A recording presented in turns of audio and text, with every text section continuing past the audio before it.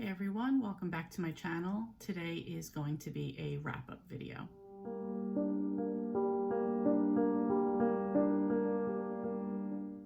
So first up we have the Wonkathon wrap-up video. This is a Willy Wonka readathon that was created by a bunch of the ladies in the Killing Time with Cozies Discord group. I will link my original announcement video for the Wonkathon down in the description box below. So let's go over the prompts and see how I did. First, to start, you could use the books you read to double up on prompts. I didn't do it a bunch of times, but I did it a few times, and if I did, I only used the book twice. First up was Charlie and the Chocolate Factory by Roald Dahl. This one I used for the prompt, read the book. And the second one was Violet Beauregard, read a book with purple on the cover. I gave this book 4 stars. Next was Charlie and the Great Glass Elevator by Roald Dahl. First prompt was to read this book. The second one I used it for was Mike TV, read a book that has TV or technology in it. So this was a sequel to Charlie and the Chocolate Factory, which I thought meant we were going to go right into Charlie running the factory. Maybe we were going to run into some of the other kids that didn't win the competition, things like that. First, it starts out in space, so that's where you get the technology part from. And it wasn't until later in the book that we're back at the factory. So I was a little disappointed, but I guess that's just because my expectations were there for something that wasn't. So regardless, I gave this book 3 stars. Next, I read Halloween Moon by Kathy Daly. This is number 1 in the Gooseberry Bay series. I read this one for Slugworth, read a book with a spy or a detective. So in the book, the main character, Lucy, is an amateur sleuth detective, and her best friend, Katie, are constantly spying on people during the book. I gave this one 4 stars. Next up, the prompt Oompa Loompas, read a book about learning a lesson.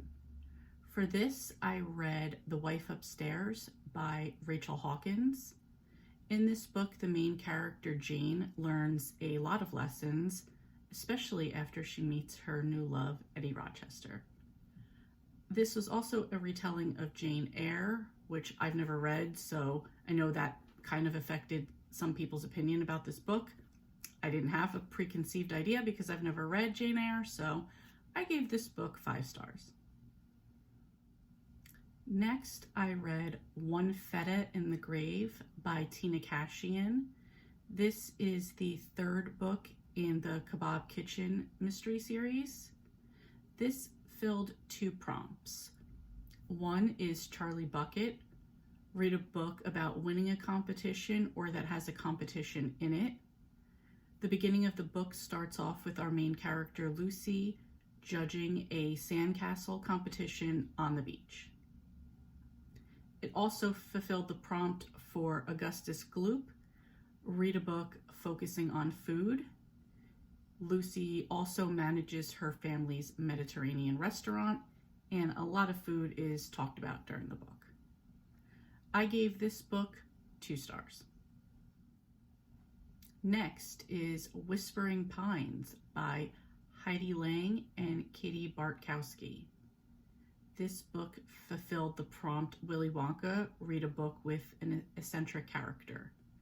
This is a middle grade thriller, and there's a lot of almost like Stranger Things vibes going on in this book, and a lot of the characters are eccentric. So even with that said, I really enjoyed this book. I gave it 4 stars, and if they do make more, if they make sequels, I will go on to read those. Next prompt was Veruca Salt, read a book with a spoiled character. For this one, I read The Giving Tree by Shel Silverstein.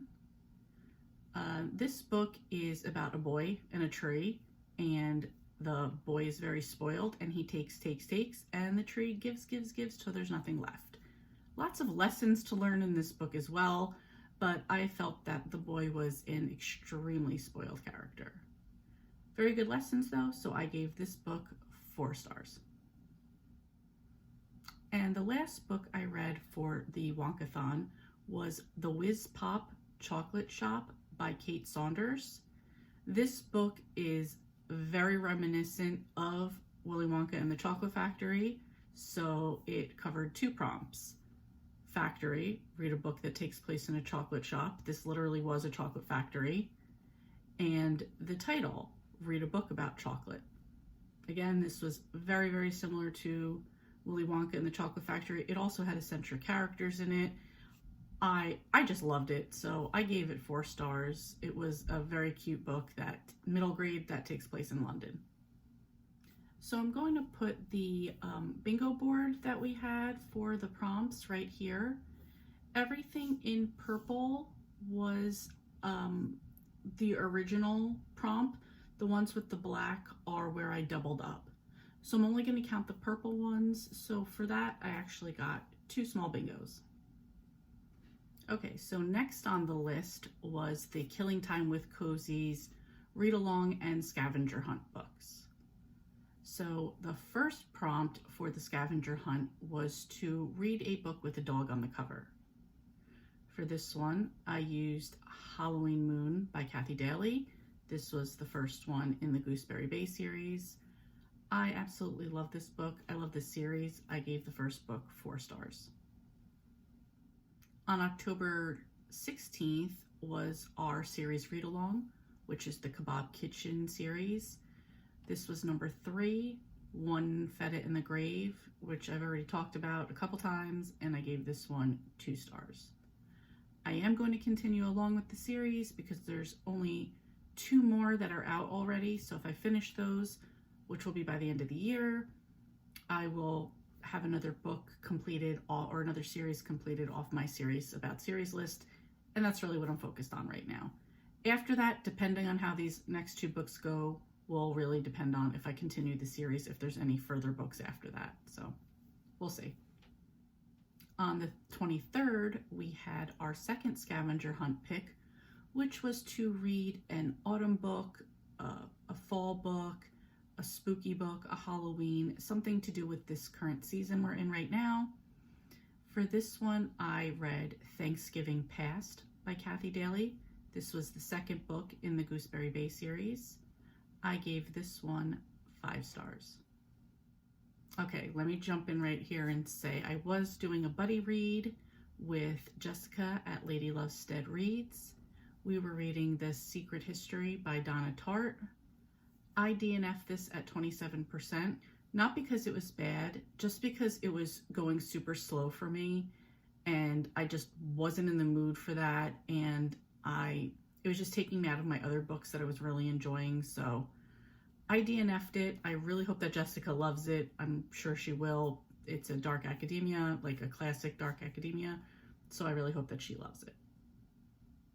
And last, I did finish a series that was on my list, the series about series list, which was the rest of the books in the Gooseberry Bay series.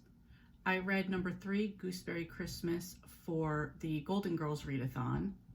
Then after that, all of my goals were kind of done, so I just wanted to continue on with this series. I read number 4, Kiss and Tell, which I gave 4 stars. I read number 5, A Charmed Summer, which I gave 4 stars. Number 6, which is A Summer Thing, which I gave 5 stars. And book number 7, A Geek Thing, which I gave 4 stars. This series overall is about a woman named Ainsley, who's a private detective who's trying to find out some information about her past, which leads her to Gooseberry Bay. While she's here and she's working on her own case, she makes some friends and she picks up some other cases and mysteries along the way. So it's a great mixture of her becoming part of the town and the people that live there, which is the cozy mystery part of it that I love.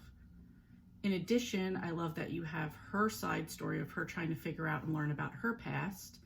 And in addition, I don't usually care about the mystery in Cozy Mysteries, but I really happen to like the mysteries that she goes on to solve.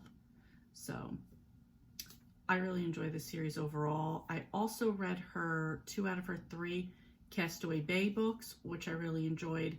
And going into next year, I'm going to read her original Bay series, which is the Inn at Cottage Bay or something. I'm not quite sure. The Inn at Cottage Bay, I think, is what it is.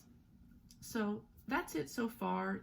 This is being recorded on the 29th, so I have just the weekend left to finish some books. I don't know what else I'm gonna read. Probably just some fun stuff, just to more lighthearted, because I have a lot going on in November because I took on too many challenges again, just like I did for this month and for September, where I wanted to have easier reading months. I'm not. I picked up 2 challenges for November, so I'm gonna have to focus on the books for those. So this weekend will probably just be easy books that I can just relax and enjoy. I think I have one in mind for tonight. So anyway, that's it. Thank you so much for watching, and I will see you guys in the next video.